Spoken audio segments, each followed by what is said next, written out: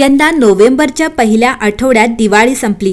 पुढे कार्तिकी एकादशी, तुळशीचे लग्न आणि आप्तेष्टांकडे सुरू असलेली लग्नसराई. आता दिवाळी लवकरच संपल्याचे दुःख भरून काढण्यासाठी मार्गशीर्ष प्रतिपदेला देव दिवाळी आपण साजरी केली आहे.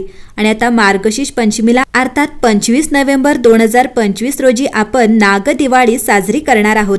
हा सण विदर्भात साजरा केला जात असला तरी त्या औचित्याने आपल्यालाही घरी गोडधोड करता येणार असेल, देवाचा आशीर्वाद मिळणार असेल तर आपल्यालाही नागदिवाळी साजरी करायला काय हरकत आहे, नाही का? मार्गशीर्ष पंचमी हा दिवस विवाह पंचमी म्हणूनही ओळखला जातो, कारण आजच्या तिथीला श्रीराम जानकीचा विवाह झाला होता. तर नागदिवाळी हा नागपंचमी सारखा सण आहे, निसर्गाप्रती कृतज्ञतेचा. त्या काळात खरीपाची पिके निघालेली असतात. याच नव्या धान्याचा उपयोग करून या सणाचा स्वयंपाक केला जातो.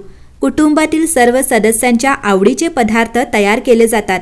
या सर्व पदार्थांच्यावर पुरणाचा थकवा कणकेचा दिवा लावून त्याद्वारे देवाची कुलदेवतांची पूजा केली जाते. नागपूर जिल्ह्यात व विदर्भात या सणाला पुरणपोळी करण्याची परंपरा आहे.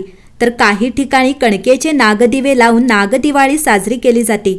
अर्थात कणकेच्या दिव्यांना नागाचा आकार देत ते प्रज्वलित केले जातात. नाग हा शेतकऱ्यांचा मित्र म्हणून त्याचे पूजन केले जाते. नागदेव हे अनेकांचे कुलदैवतही असते.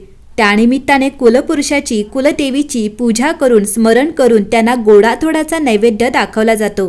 तसेच घरात जेवढे सदस्य आहेत तेवढे गोड पदार्थ करून त्यावर दिवा लावण्याची प्रथा आहे.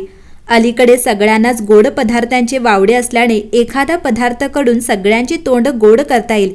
आपल्याकडे दिवाळी, देवदिवाळी आणि त्यानंतर नागदिवाळी साजरी करण्याची परंपरा असून यात महत्त्वाचे म्हणजे दिवे आहे. आपल्या जीवनातील अंधकार दूर होऊन प्रकाश यावा हीच यामागील श्रद्धा आहे.